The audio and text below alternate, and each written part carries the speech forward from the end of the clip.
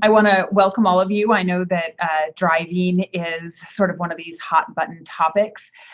So I commend each of you from being here, and hopefully I can share some solid information and give you some feedback with regard to driving, specifically driving with dementia, areas that you can be looking for yourself, as well as if you have a loved one with dementia. And then we'll just give a little bit of information regarding our agency and what we can do to help with sort of making some of these really tough decisions. So, the question is always when to take the keys, right? And so, am I a safe driver, or is my loved one a safe driver? And that's really a key question that each of you I know is likely addressing. So just a little bit about myself. I'm an occupational therapist and worked in what we would call brain injury rehab for many years. Until almost exactly 20 years ago, on February 21st, we had our 20-year anniversary.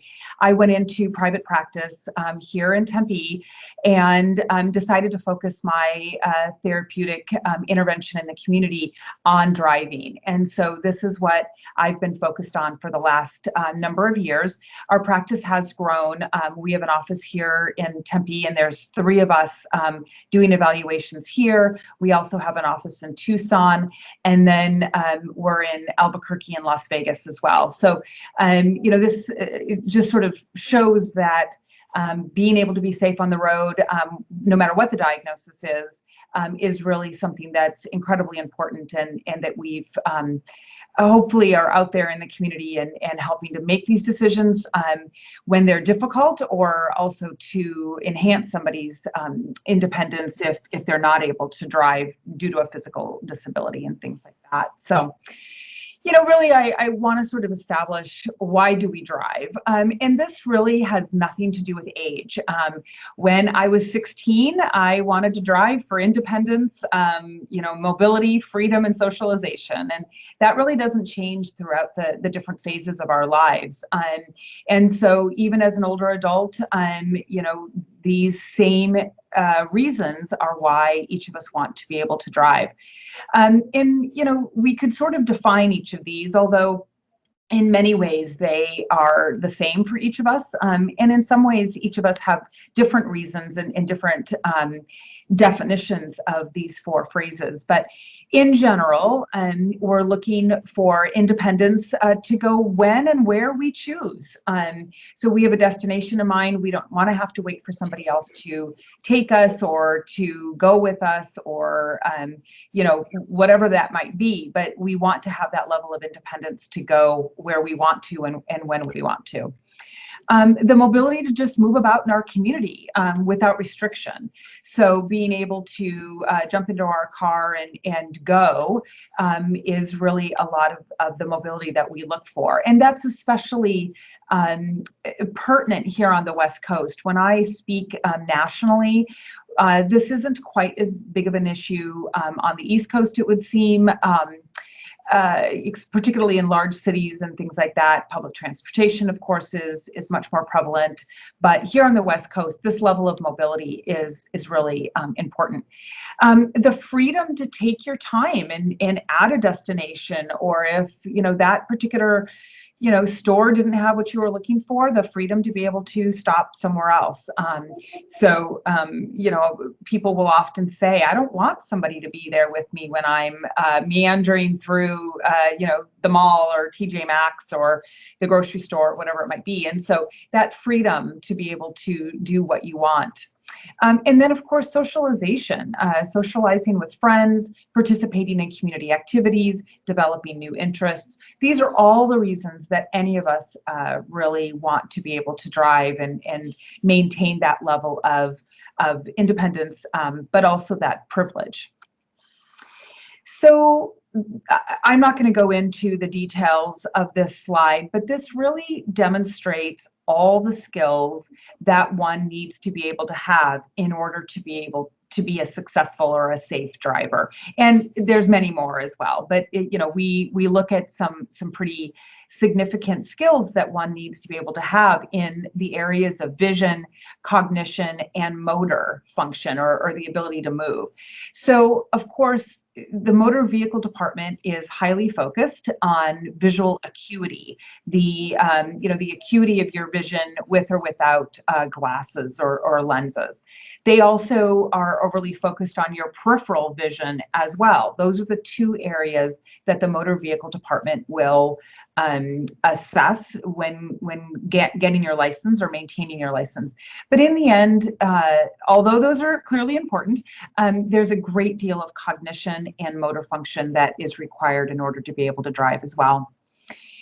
And I think that it's important to sort of acknowledge the fact that driving is a very overlearned skill, which is to our advantage in some ways. So it's one of the few daily activities that each of us do many times during the day, typically. And generally, people all feel as if they're good drivers. And so clearly, some skills are greater in some individuals than others, and that's really what we're here to look at and discuss today. I heard it said just recently, I was presenting with another individual, and he sort of mentioned that there's lots of statistics out there about who is outliving their ability to drive. And I thought that it was really an interesting take on the fact that he pointed out that, good for you that you've clearly lived a healthy life and have been able to get to an advanced age and be able to still enjoy your friends and family and things like that, but that somebody might have outlived their successful ability to drive. So I thought that was sort of an interesting way to begin to look at that. So specifically, let's sort of talk about how does aging and dementia affect driving? And again, I don't want to go into incredible detail on each of these points because some of them are self-explanatory, but there's many. And so I really want to be able to sort of touch on many of these areas. So how does aging and dementia affect one's ability to drive? Weakness, muscle weakness, whether it's at the shoulder and having difficulty rotating the steering wheel fully, which also can be related to decreased range of motion, but it can also be, transferring the foot accurately and swiftly between the two pedals. And so we want to make sure that one is able to monitor that level of strength, especially when we are considering potentially needing to swerve out of the way of an accident or stop before we get to an accident, and the strength, the extra strength that might entail. I want to touch on contrast sensitivity. So this is a screening test that we do here in our office during a driving assessment, and contrast sensitivity is significant and begins to decrease really in our mid-40s. So contrast sensitivity is your eye's ability to perceive different textures and objects when colors are muted.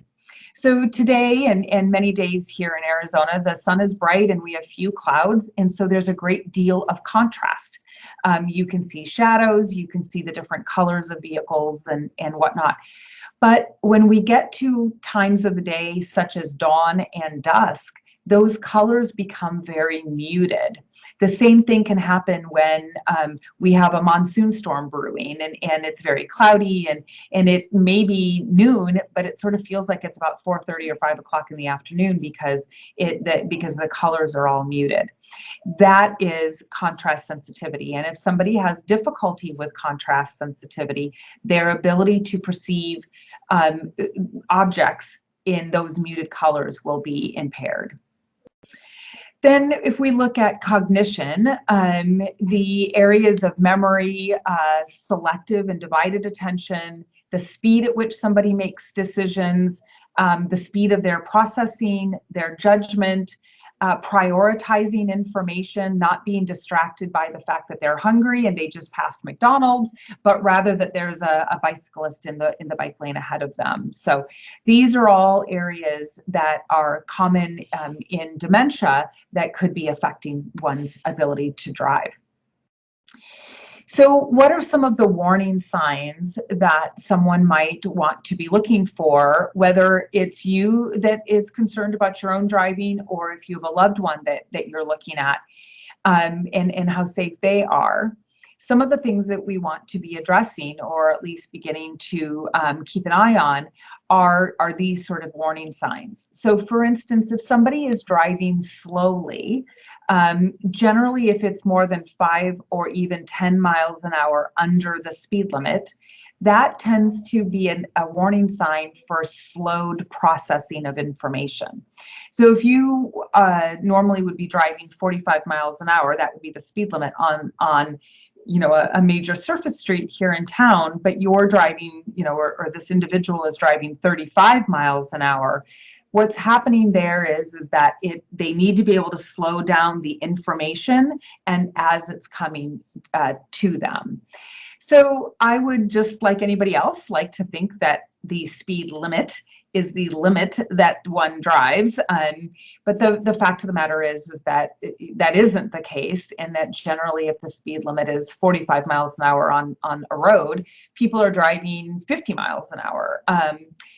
And so if this individual is driving 35, they end up being the hazard on the road. And so that warning sign is common and something that we see quite often, but that will be a sign of this slowing ability to process information.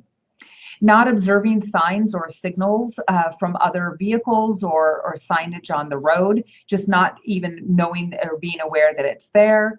Difficulty interpreting traffic situations and predicting what might be happening. So, an easy example is if a car that is in another lane has its turn signal on, being able to interpret the fact that that person is attempting to change lanes, and that falling back or moving out of their way is going to be the appropriate action that you take as a driver. That turn signal is communicating to you, and sometimes people aren't able to interpret those signals anymore. Construction zones are another big area that we see, that if it's not the typical driving scenario, that an individual with dementia has a difficult time interpreting a novel or a new driving situation. Failure to yield is another warning sign, just not being familiar or not recalling the normal methods that one might need to employ in order to be safe. So if I use this lane changing example, that would be a failure to yield. If somebody is trying to change lanes in front of you, and being able to yield back and let that individual or that vehicle in is an important skill to be able to have in sort of that interpretation of the traffic situations. Oftentimes, someone with dementia will become easily frustrated or confused by the driving scenario, or why it didn't go as planned. And so this could be a warning sign. Also, getting lost. Now, if you have a loved one that has gone off to run an errand, you don't necessarily know if they've gotten lost during that errand. But if you have a sense of how long that errand might take, you can begin to interpret if it's taking an excessive amount of time. So again, my example might be if somebody is going to go off to Ace Hardware to pick up a tool that they need, and it's 90 minutes later and they are returning and didn't buy a tool, you can interpret the fact that they likely were frustrated, likely got lost, and didn't find their destination, or maybe did find their destination but then were lost coming or going at some point. Requesting instructions from passengers is another thing that we see quite often. So, you might have a situation where somebody says, now, can I go around the bus here? I'm stuck behind the city bus. Can I change lanes and go around the bus? Or do they allow right turns on red lights here? Those are all skills that as an experienced driver, one might have. And so if you have a loved one that's asking for information when you're in the vehicle, that's a warning sign, especially for the fact that if this individual is out driving by themselves and doesn't have a resource, then we're unsure as to how they will handle that situation. Poor road position or driving the wrong way is part of this level of confusion. So we've heard of wrong way drivers, and the issues that causes. There's all kinds of road markings and signage that hopefully will direct somebody to the proper lane to enter a freeway or turn properly in a lane. But those are typical areas of confusion that one might demonstrate. So let's talk a little bit about speed of decision making and mental processing. So if we take this area that's often noted with somebody that has dementia, what are some of the things that we just talked about? What might you be seeing out on the road when you know that somebody has these issues? So again, driving too slowly, having to slow down that information as it comes in, difficulty interpreting the traffic situations, whether they're novel in a construction zone area or even familiar, they're just confused as to what's happening or what the expectation is. Difficulty in predicting other drivers' needs or their actions, again, requesting information and then driving the wrong way. These are all areas that if you know that somebody has problems with decision-making and mental processing, these are the ways that might be manifesting itself when they're out on the road. Problem solving. So, being able to interpret a situation and solve that problem, especially when we're in action and on the road. So again, driving too slowly, failure to yield, easily frustrated or confused, getting lost, this poor road position, and driving the wrong way. So I want to go back a little bit to the poor road position. So sometimes people are confused by the bike lane and whether or not they should be in that lane or attempting to be in that lane. And the same thing can happen with what we would call the dual left turn lane. So this is that yellow lane in the middle of many of our surface streets. If you find that somebody is driving in that lane, that's a lane position, poor road position problem. The second, or the other example that I might give is if somebody is entering a turn lane in preparation for a right or left-hand turn very late.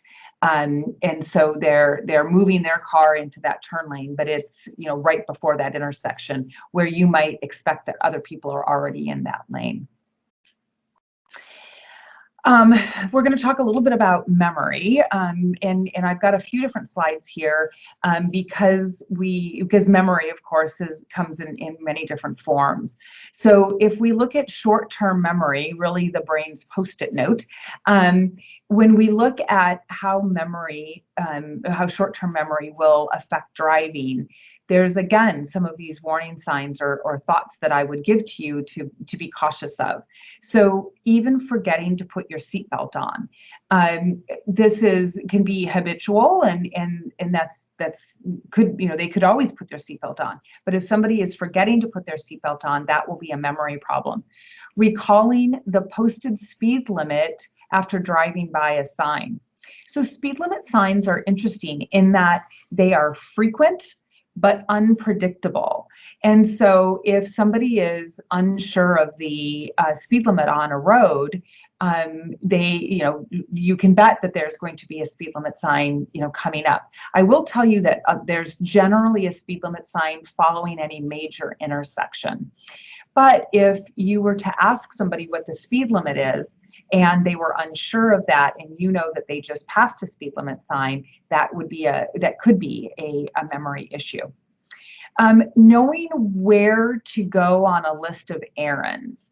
So not necessarily navigating between the errands, although that could be an issue as well, but being able to just know what the list of errands is and how that might logically be performed. So if somebody has got 3 errands to go to, they've got the bank, the grocery store, and the just a hobby store, for instance. Maybe they have stopped at the bank and then can't quite remember what their next item is, and then thinks, oh, you know what, I needed to go to the grocery store. So they navigate to the grocery store, and then later remember that they still needed to go to the hobby store, but yet now have got food in their vehicle, which today may not be a huge deal, but in July that's going to be a problem. And so not remembering the order in which they would go to their different errands.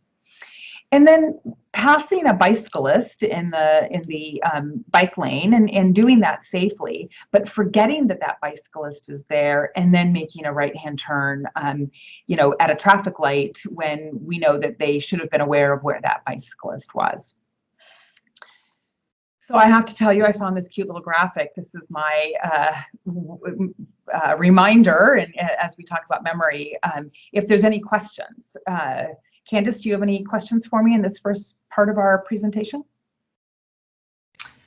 I don't see any hands up, and please unmute yourself if I've missed your hand up.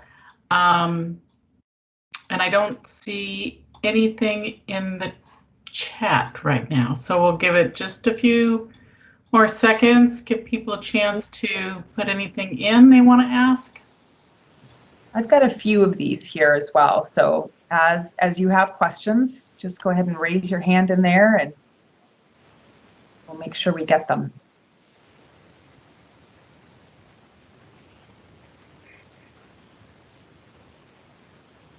I don't think we have questions right now. Got it. All right, very good.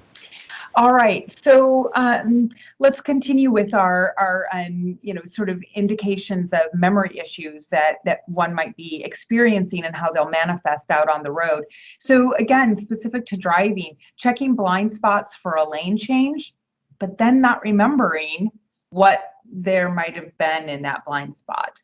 So going through the motions of checking over one's head and seeing what might be in that blind spot, but then before executing that lane change, remembering if there was a vehicle there or not.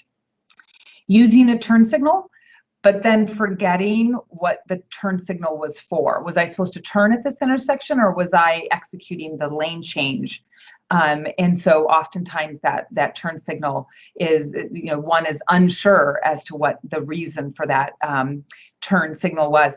And then along that same line, passing an intended turn and now becoming lost. So if you might, say to somebody, where are we turning next? They might say, well, I need to turn at the next traffic light, but then their memory fails, and so they don't turn at that next traffic light, and now they're off their course or off their typical route. And so being lost at that point is of huge concern. And one of the things that we look at in our assessment, our goal is always that somebody is able to return home. Ultimately, that's always the goal. That's the safe spot. And so we want to make sure that no matter what happens, that somebody is able to return home. More long-term sort of memory issues that can manifest on the road are even the location of the vehicle pedals and turn signals. So clearly this is a long-term memory if somebody's been a driver, but knowing that all pedals, the throttle or the accelerator is on the right, The brake is always on, next to or left of the accelerator, and the turn signal is always on the left side of the steering wheel. So, this is universal in all vehicles, but I've had individuals get into our evaluation vehicle and ask me to confirm which pedal is which, or that the turn signal is this lever, and not the windshield wipers or what have you on the left side or on the right side. So it's important to identify that somebody is remembering even these very, very basic maneuvers or memories from driving. In that same way, somebody can forget the rules of the road. So, what is the difference between a green arrow, for instance, versus a solid green light? How do you prepare for that turn differently, or what are sort of the steps in the sequence that you must go through if you're confronted with a left arrow versus a green arrow versus a green solid light? Some of the defensive driving techniques that we learn as we gain experience with driving.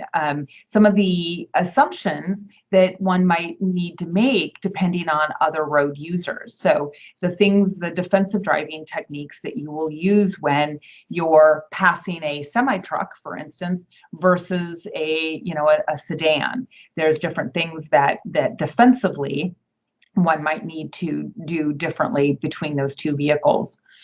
And then navigation to a destination, even if it's a familiar destination. So, how would you drive? What is the route that you would typically drive from your home to the grocery store or to church or to the pharmacy? Not being able to remember that route and being able to effectively navigate is a long-term memory issue. And the location of construction. So I can tell you that I've had long-term construction, much longer than I'd like, on the road that leads to my neighborhood. And I have learned to just avoid it. It's just more sort of skill or hassle traffic than I'd like to be able to deal with. And so being able to remember that construction is there and avoid it could be an area of long-term memory. And then again, back to the most efficient route for multiple destinations. This can also be a long-term memory. Oftentimes, we encourage people to do their banking and their pharmacy within the grocery store. If that's possible, then they only have the single destination and they can get all of these things done. So there's different techniques that one can use to decrease the amount of destinations that they need to get to.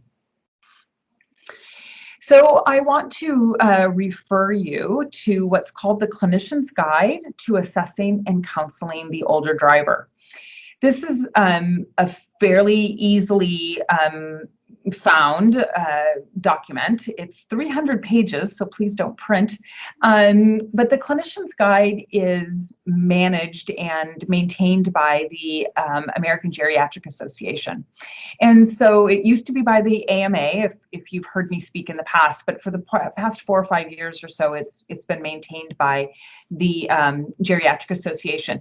And it gives a nice checklist of things to be looking for. So am I a safe driver is one of the areas that it looks at. And so I'm going to sort of go through each of these. And then there's the second section of this is my loved one a safe driver? And so these are all sort of cues that one might look at in order to have hopefully a bit more of an objective thought about how safe somebody is. So again, am I getting lost while driving? This might give you some insight into whether or not you continue to be safe. My friends and family members say they're worried about my driving. That is not an easy conclusion to come to and to talk about. So if you have folks that are concerned about you driving, then I would take that quite seriously. Other cars appear out of nowhere. So this is an intention, being able to pay attention to all the different vehicles that are on the road and so that nobody surprises you. I have trouble seeing signs in time to respond to them. So maybe a lane ending sign or a lane merging sign, or you know, right turn only, or through traffic must, merge left.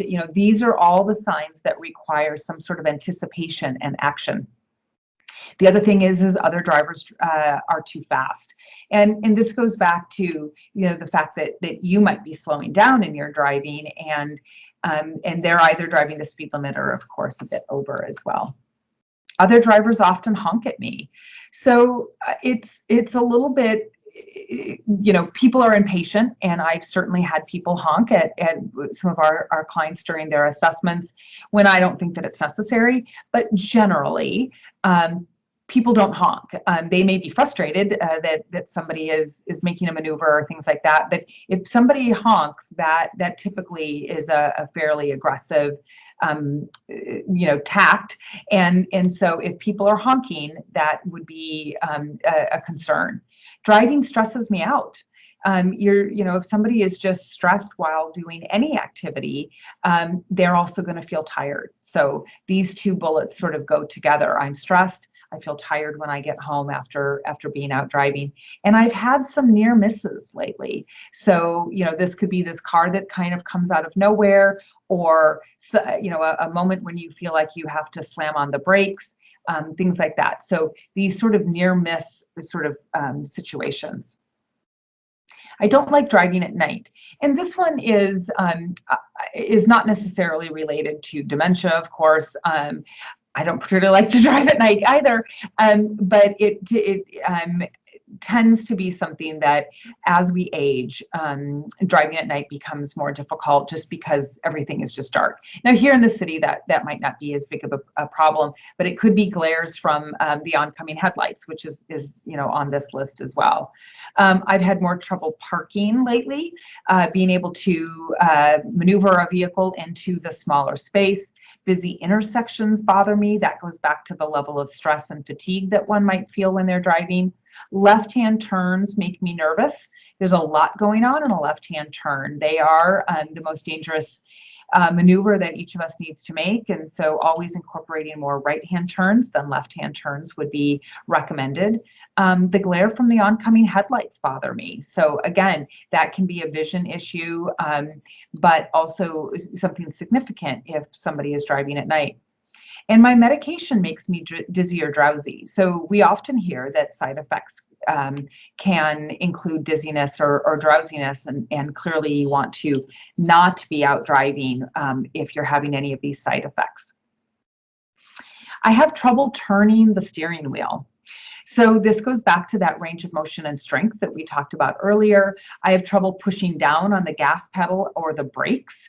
So being able to accurately and efficiently move between the pedals, but also then to be able to depress them quickly and emergently if necessary. I have trouble looking over my shoulder when I'm backing up. Now, most of our cars likely have a backup monitor on them, but that does not prohibit you, or you still need to be able to look behind you, especially because that camera is not going to be looking necessarily for traffic that's coming towards you and behind you.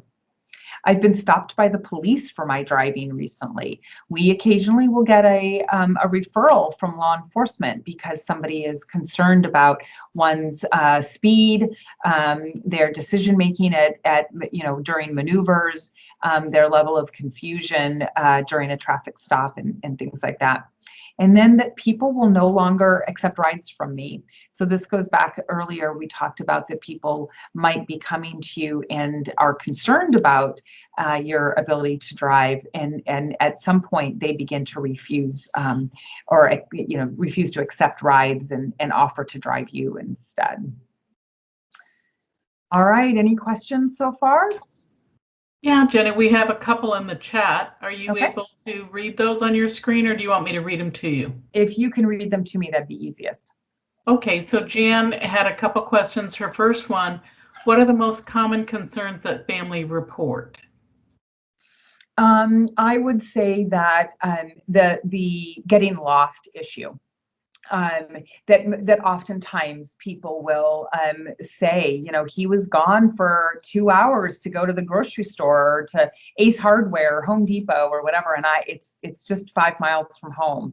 So the getting lost issue is quite frequent. And then lane position. So the other thing that people will often, you know, family members will comment on is that they'll hug one side or the other of a lane.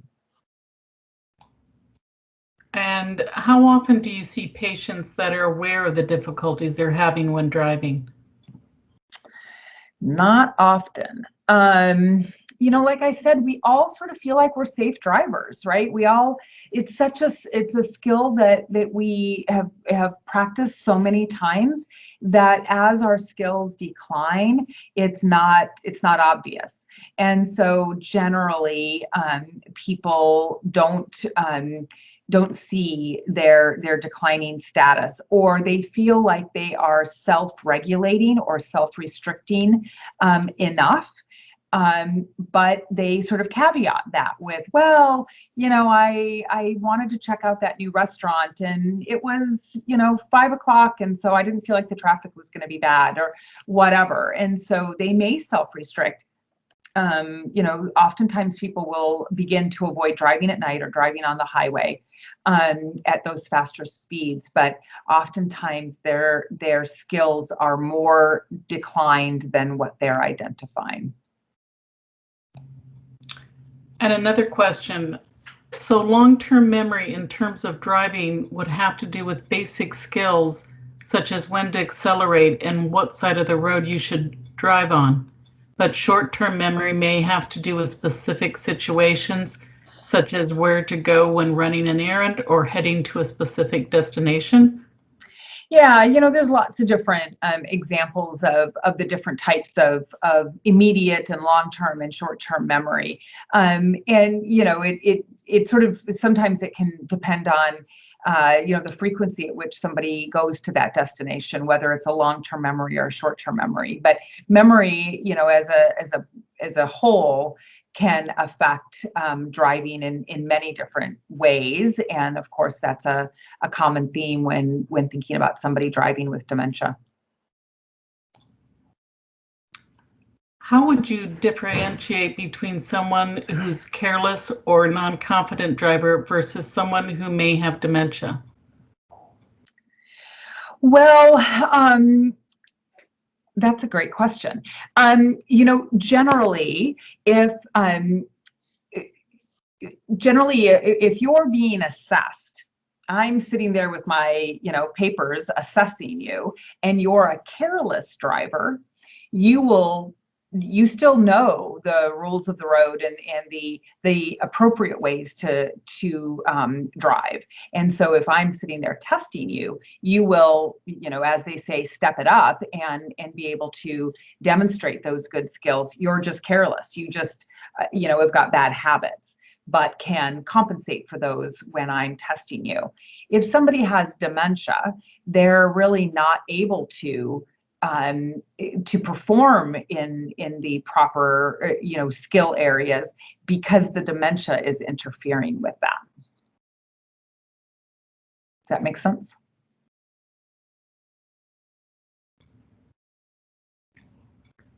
Thanks, Jenny. I'm not seeing any additional questions, but that person who asked that question said, yes, thank you.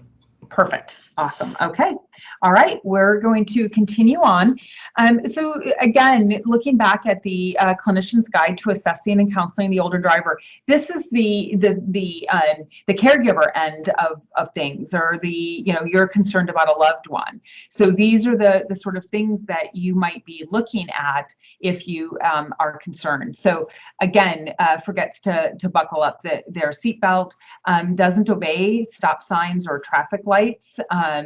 You know, they see that yellow light, but yet they continue to travel through that intersection, fails to yield the right of way, maybe at a four-way stop intersection, they stop and then just continue on. They aren't going through the typical, you know, the person to the right gets to go first and that sort of thing. drives too slowly or too quickly.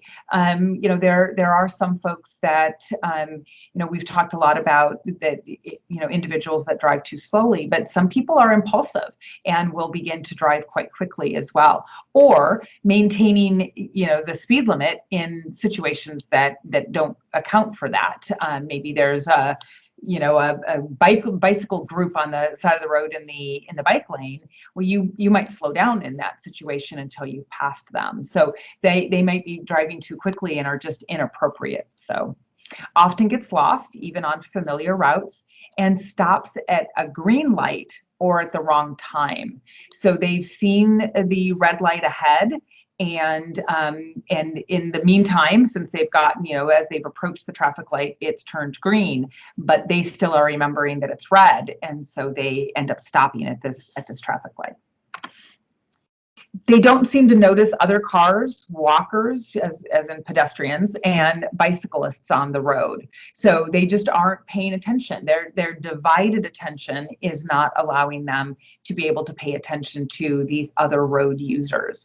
So they may be overly focused on the car in front of them and whether or not that car is going to brake, you know, for instance, and then are unaware of other things. And so that level of divided attention is decreased. Doesn't stay in his or her lane.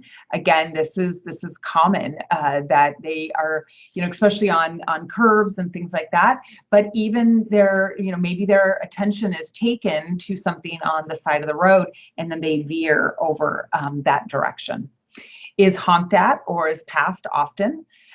Reacts slowly to driving situations. Maybe the car in front of them has begun to brake. You can see their brake lights, and they're not reacting to that. So even a small reaction that you may not realize that you perform, when somebody puts their brake lights on, you often will just take your foot off the accelerator. Whether or not you really realize that you do that or not, but the individual with dementia or the older adult may just continue to accelerate towards this vehicle that is clearly slowing or stopping. And then just making poor driving decisions, making a left-hand turn in front of an oncoming vehicle that was just really too close, made you uncomfortable, made you grab the armrest and things like that. So making these poor driving decisions. So as you begin to identify, either yourself or for your loved one, that driving may, you know, long-term independence in driving may not be something that we're looking at, we really want to be able to begin that conversation early, and before we're in a position of needing to take these keys. So I will use my father. I don't know that he knows that I share this story with people, but my father has macular degeneration, and so his vision is declining. And probably, you know, 10 years ago, we began to discuss the fact that eventually he will not be a driver, just because of his declining vision. And so we began to make a transportation plan early, you know, within his comfort level and things like that. So, you know, begin to discuss a mutual plan for safety in driving before there are concerns. And so this, you know, hopefully I applied my preaching to my own parents. Begin using transportation alternatives before needing them. So my example with my father is that, you know, I've encouraged him, and he has begun to use Uber and Lyft and these different shared ride services, or accepting rides, you know, letting my mom drive when he typically would have done that, but being able to use those resources before he was unable to drive. Making changes on when and how they drive. So, you know, having an 8:30 a.m. doctor's appointment, you know, I'm gonna say in our non-COVID world, when there's heavy morning traffic or late afternoon traffic, although it's coming back for sure, but avoiding those high traffic times for appointments. You know, maybe make a 10 a.m. appointment for a doctor so that somebody isn't able to or isn't required to drive during heavy appointments. And then schedule dates to run errands or attend appointments. So One of the things that oftentimes will be part of a discussion when we're completing a driving assessment is, an adult daughter or son or spouse will say, you know what, I'll take you wherever you need to go. I am available. It's not a problem. Just let me know where you want to go or when your appointment is. And the problem with that, although well-meaning, of course, is that individual is constantly needing to ask for help. And none of us wants to be able to do that. And that then impedes on that very first slide that we talked about with regard to independence and mobility and freedom. And so always having to dial someone up or ask somebody for a ride impedes those different areas. And so if you can just make an appointment and just say, you know what, I'll be at your place at 1 p.m. every Tuesday, and we'll do whatever needs to be done. Whether that's errands to be run or doctor's appointments that need to be completed, or just being able to go out or go for a walk and get lunch or what have you. So being able to schedule a date that somebody is able to utilize a driver and not always having to be able to ask is helpful. Using delivery services for groceries and prescriptions. We've all started to use some of these services that we didn't necessarily use before our current lockdown situation, but being able to be comfortable again with those sorts of services before you're really in dire straits can be helpful as well.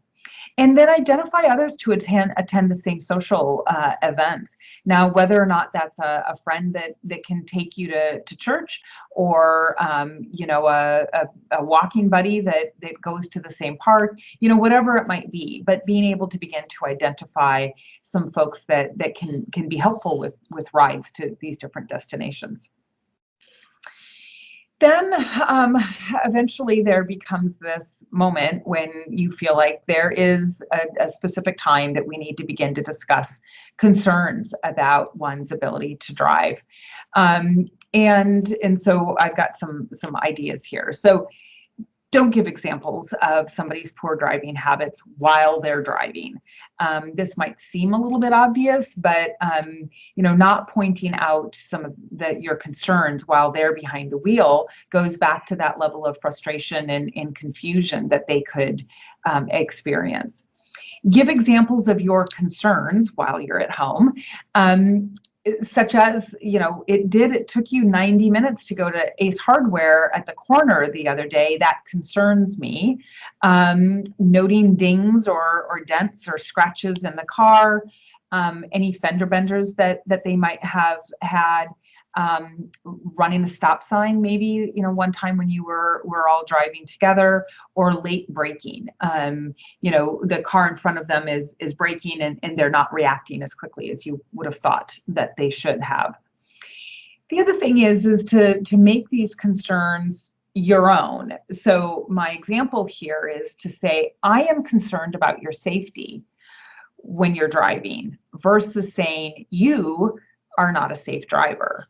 So, these are your concerns. And so to be able to state them that way can be a little bit more accepted by your loved one, and because nobody wants to be concerning somebody else.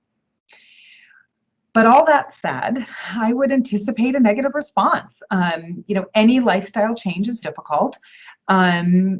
If somebody was telling you that they didn't think you should be driving, that would be a difficult conversation to be hearing as well. And I put in here, do not judge a person's priorities, because they may have examples of why they should be able to continue to drive, and why having to rely on other people is not sort of part of their lifestyle or their priority at that point. But don't judge that. Our concern really is to make sure that somebody is safe out there on the road. And again, maybe we look at sort of a transitionary period, that they don't necessarily drive downtown to get to a ball game, but rather, maybe you can continue to drive here in our familiar, close locations, and I'll drive out, once we are out of our familiar radius right here at home. Note that everyone ages at different rates, just like we mature at different rates. So, teenagers go through their maturity and children go through their maturity at different rates. We also age differently.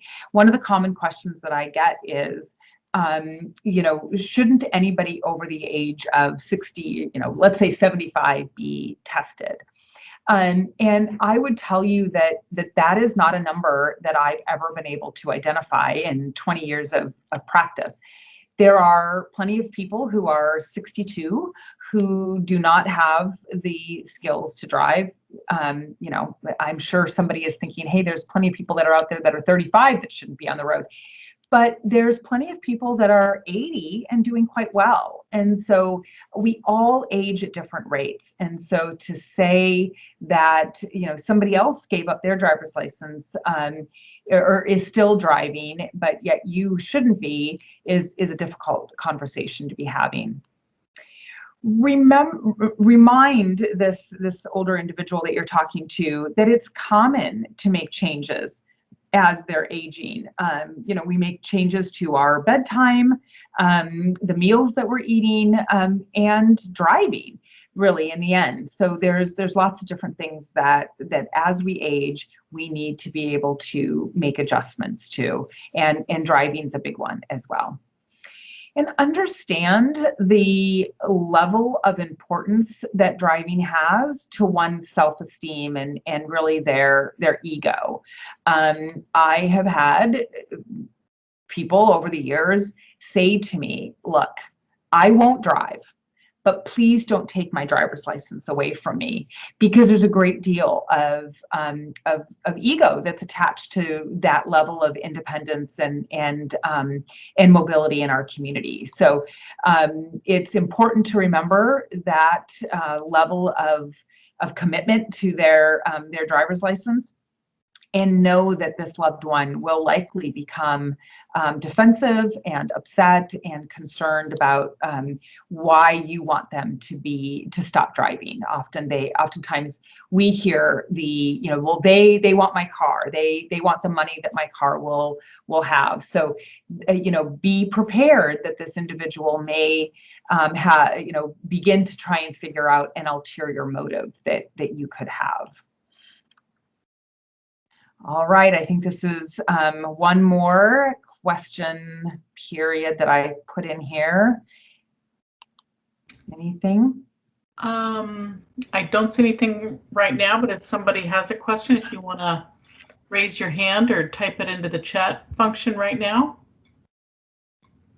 We'll have plenty of time for questions at the end here as well. I don't want people to think I'm going to disappear. Okay. Nothing yet. Okay. I think we have no questions right now, Jenny. Okay. All right, good. So at what point is a driving assessment appropriate? So I've got a few different ideas here for you. And these are oftentimes, what people say to us when they're coming in for a driving assessment. So if you are unsure as to the individual's skills or have seen poor driving, that might be a reason to come in for sort of an objective assessment. So, we often will talk about that I don't have any reason beyond somebody's driving skills to have an opinion on whether or not they should be giving up driving, right? So as an adult child or a spouse of somebody with dementia, again, they can come up with whatever ulterior motive that you might have, that they thought that you might have, that's the reason that you don't want them to drive. But as an objective, sort of third party, there is no ulterior motive that I would have. And so we sometimes talk about that this is a conversation that doesn't need to come up at Thanksgiving dinner every year, that, you took my driver's license away or you did this to me. I am willing to take on sort of that role.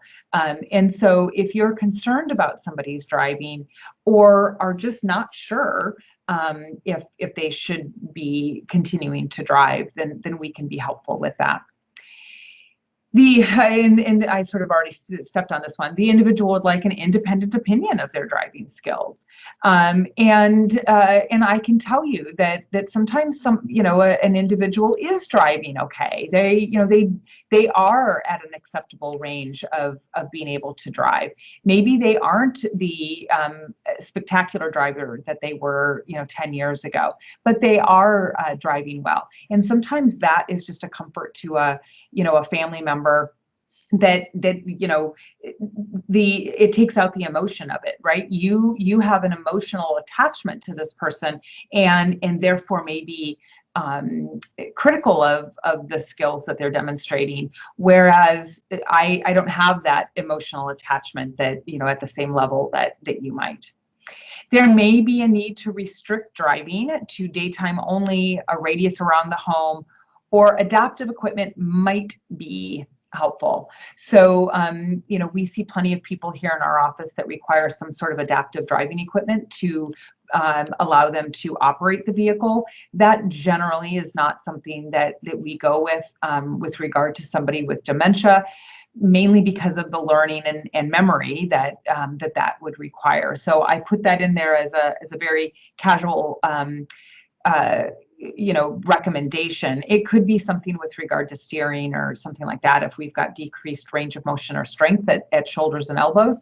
But the more common thing that we can do for somebody is to provide these additional restrictions that one might need. So the issue with restricting on a driver's license is that the individual has to remember that restriction is there, and they have to adhere to it. They have to be willing to acknowledge the fact that this is the restriction and this is the decision that's been made, and that if they don't follow the restriction, then the next step would be driver retirement.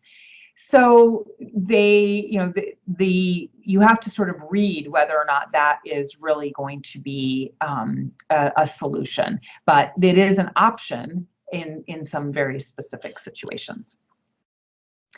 So what exactly is a driving assessment? A driving assessment it is really done in two parts. The first one is done here in the clinic, and its role, the purpose of the clinical assessment really is to identify potential areas of concern. So we go through medical and driving history and goals. We do what's called an assessment of driver performance, is a DVD that they watch and give us opinions on how other people drive. We look at visual perception, which is how your brain interprets the information that's coming in. We look at the strength, range of motion, sensation, those sort of driver-related physical assessment, and then coordination and cognition. So we're going to do all of these tests here in the office, and that is going to give me an idea of what I need to be looking for when we actually go out onto the road. So the second part of that assessment then is going to be done in one of our evaluation vehicles. Because of insurance requirements that the state has, it also has a passenger side brake and things like that. But beyond that, it's just a regular sedan, standard or automatic transmission, 4 doors. It's just a regular old car. But the things that we're looking for during that on-road assessment are really adherence to the road and traffic rules, awareness of the environment and how they're interpreting the typical driving scenarios, consistent use of visual, cognitive, and behavioral and physical skills. So, if somebody is doing spectacularly in the first 30 minutes, that doesn't mean that we finish the assessment early. It typically is about a 50-minute on-road assessment to really be able to look at that consistency. Their communication with other road users, and then really their endurance for the activity, both cognitively and physically. The road test that one participates in is predetermined. So the motor vehicle department, which is part of the licensing that we participate in, requires that we have a standardized road test. And basically the reason for that is that your road test shouldn't be more difficult than somebody else's just because I decided to turn one direction or the other on a whim. So it's all predetermined, and there are 22 different driving skills that one needs to be able to demonstrate. Varying speed limits, right and left turns at arrows and no arrows, school zones, lane changes, pedestrian areas, etc. So there's, the road test begins in a neighborhood and it basically progresses in complexity from that point. So once we get through that road test, it leads us back here to the office. And then at that point, we come together, the evaluator, the client, and then, whatever family member the client would like to participate in.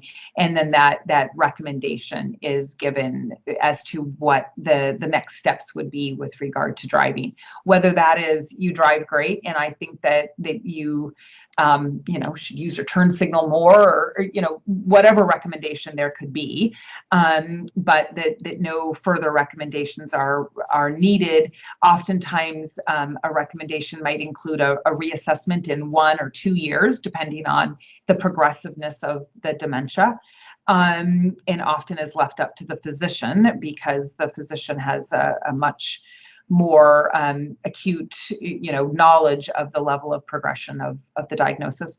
It could be that driver retirement is recommended, and we have that discussion about the skills that were not demonstrated and why those are safety concerns, and for the individual, for any passengers that they may have, but also for other road users, and so at this point they're not safe to be driving. And then sort of the middle lane, you might say, is a restricted driver's license. So if this individual seems to be a good candidate for a 5-mile radius restriction around their home, for instance, then we would do a follow-up appointment at the home to verify that, yes, this was a good recommendation, and then complete paperwork that will provide that restriction on the driver's license, much like my corrective lenses do. It's just a restriction that goes on to the driver's license, but that individual needs to be able to sort of buy into that restriction and be able to remember that restriction. My comment is that the wheels don't fall off when you get 5.5 miles away from your home, and so typically we pick some very specific locations that individual can continue to drive to. All right, this is my contact information. I'm happy to continue to answer any questions that you might have, or talk to you via phone or email if questions come up after our webinar today. This phone number is the main number that goes to our office. My staff can help as well. They can often answer some general questions about our assessment, certainly, the recommendations, how to schedule and things like that. And I can certainly field any questions later on as well about having these really difficult discussions or warning signs that you might be seeing. So Candace, do we have any more questions that have come up? Yes, so there's one that's kind of a 3-part. The first is it common for physicians refer patients for a driving referral? And how effective do you find driving restrictions? For example, how often do patients actually agree to it? So the first one is we often get referrals from physicians, and in fact, we require a prescription for an assessment. And there's really 3 reasons for that prescription. Number one, if somebody has a medical diagnosis, as occupational therapists, we have to work under a physician's directive. Now that when I say physician, I will lump the group together. So we're really talking about physicians, nurse practitioners, physician's assistants. Anybody can write that prescription for us. The second reason that we need to have that prescription is if there's any sort of reason that the individual should not be driving, then of course the physician would not write that prescription. There's a paperwork process that we need to go through in order to make sure that everybody is safe to be on the road, and they're not, on a medicine that would prohibit them from driving, or any number of reasons. And the third reason really is that we would like to make sure that that we're not spending your time and money if a physician does not feel like one is medically stable to be driving. And that could be related to dementia. It could be related to another diagnosis as well. So, oftentimes people have multiple diagnoses, and so they may come to us because of dementia, but they've also got severe diabetes, and so they have no sensation in their feet, or whatever example you might come up with. But we will require a prescription, and generally it isn't a problem to get it. We will occasionally field a question here at the office that the physician's office will call and ask why we need this prescription, and then we explain that. And how often do people buy into the restrictions? Generally they do. The discussion that we end up having with these individuals is that this is this transitionary period, and that it sort of gives them some time to continue to maintain a specific level of independence, but also be able to identify how they're going to run their errands, or get around town, or get to church, or how they're going to use a shared ride service, and things like that. So we generally have good luck with that. But I will say that it is not necessarily offered to everyone that we don't feel are going to be able to follow it because of a memory issue, or are going to be willing to follow it because they just don't feel like it's necessary. So if driving is of concern, we don't take that restriction lightly. The decision to recommend that somebody stop driving is never taken lightly, and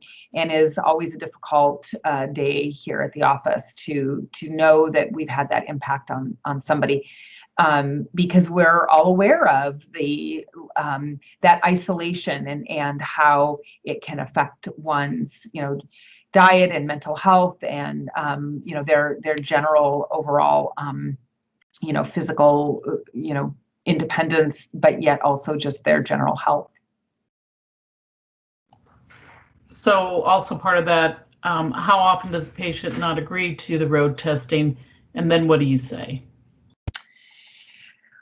Well, you mean that a physician, if a physician has recommended, if we've gotten a referral here in our office, and we now call that individual to discuss our assessment and schedule them, if at that point they refuse that assessment, all we can do at that point is we write a letter back to the physician, just explaining that the individual, that we received their referral, but that the individual has chosen not to follow through with it, and that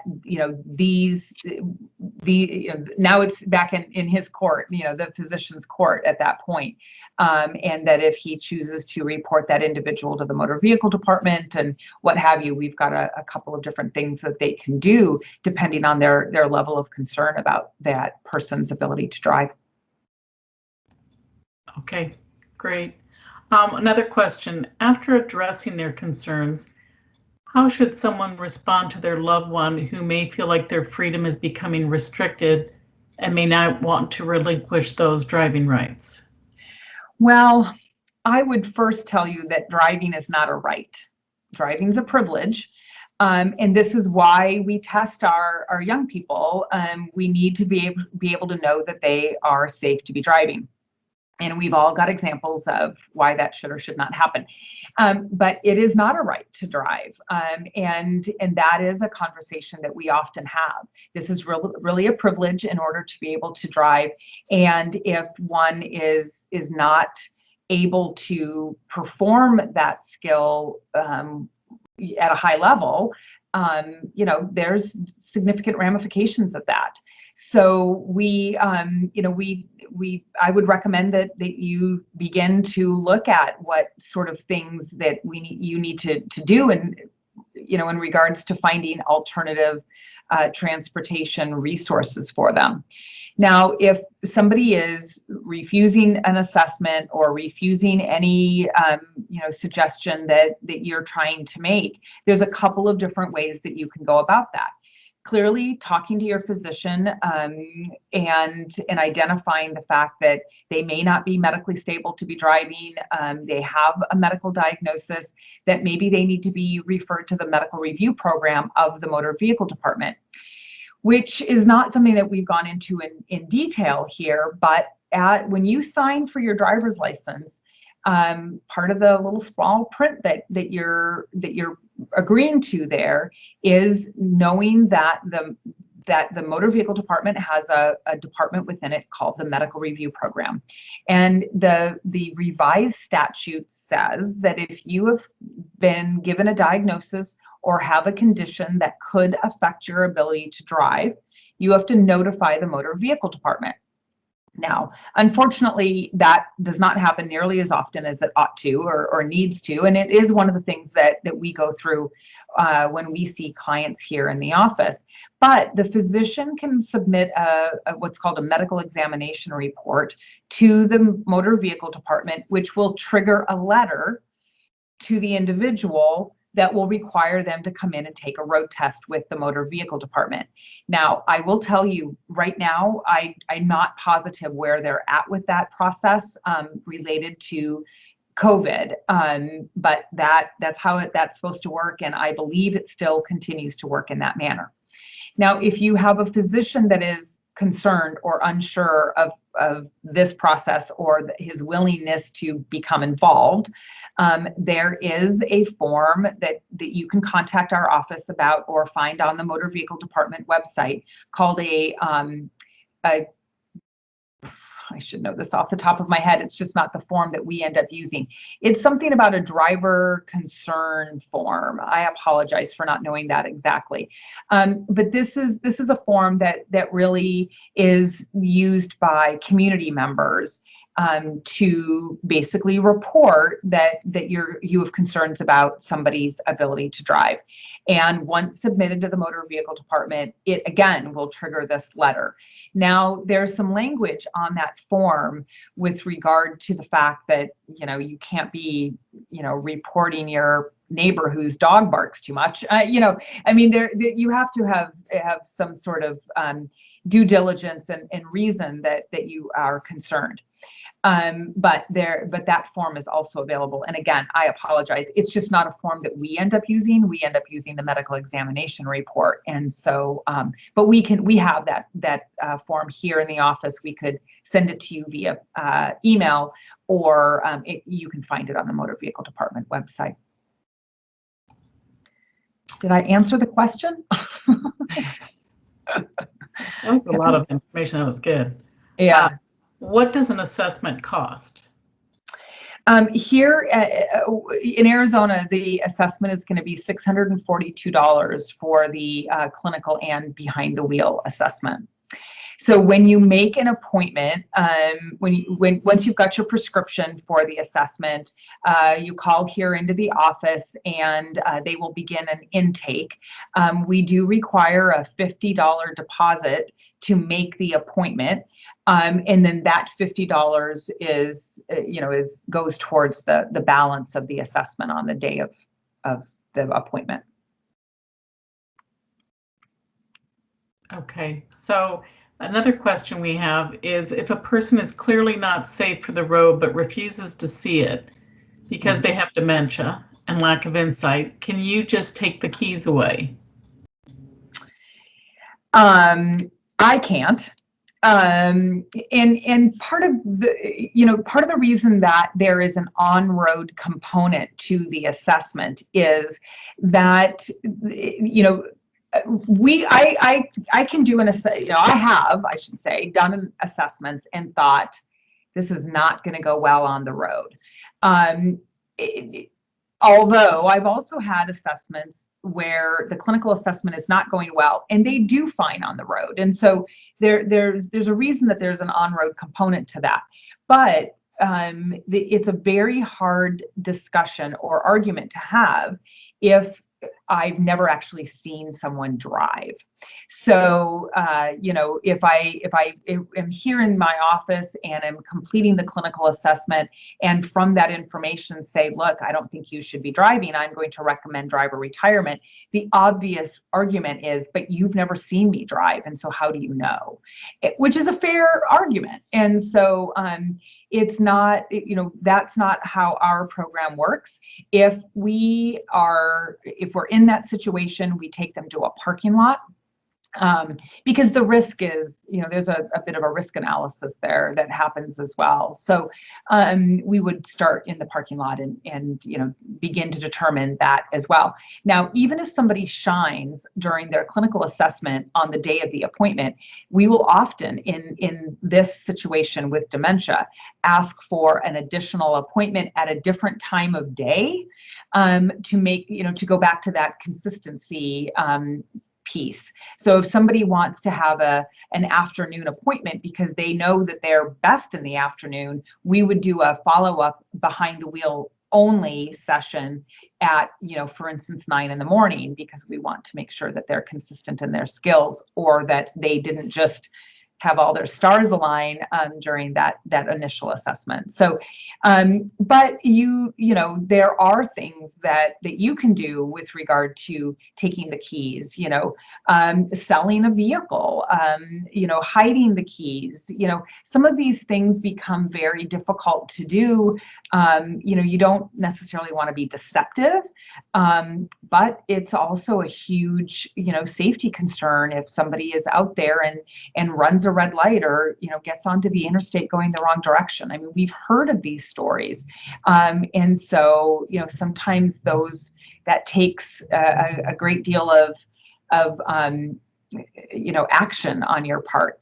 I will tell you that 30 years ago, my uncle took my grandmother's car key. He did sort of her car maintenance. Took her car key and went to the drugstore, the hardware store, and they put an extra notch into the key, so it no longer worked. And that's a little bit, more difficult these days with the push button starts and things like that. But in the end, it was sort of a graceful way for her to realize that she couldn't figure out how to get the car started. And she gave up driving, because this had become a family issue, part of my original interest in driver rehab. So, there's ways to do that, but I understand that it feels deceptive, and that is never a comfortable place to be with a loved one. So we have another question. How do you cope with the driver who doesn't agree with your assessment and still wants to drive? Yeah, well, if we end up sort of playing hardball here, is that the report goes to the physician, the prescribing physician, as well as any other physician that you care for it to go to. But the physician fills out that medical examination report, and we also send our assessment, no matter what the recommendation is, to the motor vehicle department. And so unless the doctor puts on the medical examination report that he thinks that the individual should continue to drive, they will get a letter from the motor vehicle department revoking the driver's license. Now, again, that doesn't mean that they can't jump into a car and go. I've had, family members end up getting law enforcement involved and things like that, because now the individual is driving on a revoked driver's license, and there ends up being, that end of things. But this, I said at the beginning, I appreciate you all being here, because this is a hot button issue, and we certainly have dealt with the situations that you're describing. But ultimately, that driver's license has to be revoked, and even if they don't agree with that. But being able to get law enforcement involved, selling a vehicle, getting them, no access to a vehicle to go out and drive is really the only way you can do it. And that's kind of the final question was, should you ever report the person to law enforcement? Unfortunately, we have had that situation. We've had situations where we end up doing an assessment because they've been reported to law enforcement as an unsafe driver before they ever came to us, and so now we are seeing somebody as a recommendation through the motor vehicle department and law enforcement. So we certainly do it that way. But yes, ultimately, if this person is that dangerous of a driver, then it becomes a public health issue, and law enforcement will follow through with that. So we're almost at our time, but if someone has one last quick question, we could probably get Jenny to answer that. If not, you've got her phone number, her email. Is there anything else you want to add, Jenny, before we wrap up? No, again, I really appreciate you guys being here. I know this is difficult. We are happy to help. I'm happy to provide advice, field questions later, whatever we can do, because I know this is a difficult thing. I've dealt with it myself. I'm dealing with my parents myself, and so please use this as a resource. Our website often can be helpful and things like that. So I'm happy to help. Okay, well, thank you so much, Jenny, for a great presentation. I'd like to thank everybody for joining us today and hope you enjoyed today's session. Again, I'll be emailing a PDF of Jenny's PowerPoint to all the attendees. So that concludes today's presentation. Thank you for coming, and please enjoy the rest of your day.